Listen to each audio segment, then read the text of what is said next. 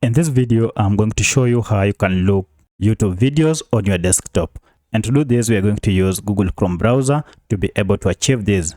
So the first thing you need to do is to go to YouTube. So I'll search for YouTube, and here's our YouTube.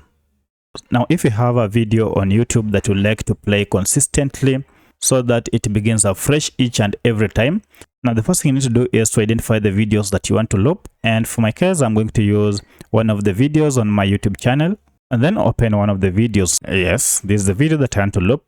Now to loop the video, just right click on any empty space inside the video here, and then you'll see the loop function is here.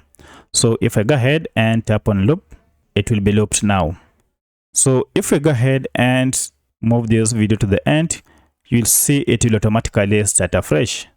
And look at that, it went ahead and began afresh. So if you play the video, it will repeat itself again and again until you go ahead and stop the video. Alternatively, you can go ahead and if you want to remove the loop, you can still use the same process. Just right click, and then you can see the loop is checked. If you click on it, you will uncheck it, and now it is removed. So if this video is helpful to you, kindly hit the like button and subscribe to this channel to support me. Thank you for watching, and let's meet in the next video.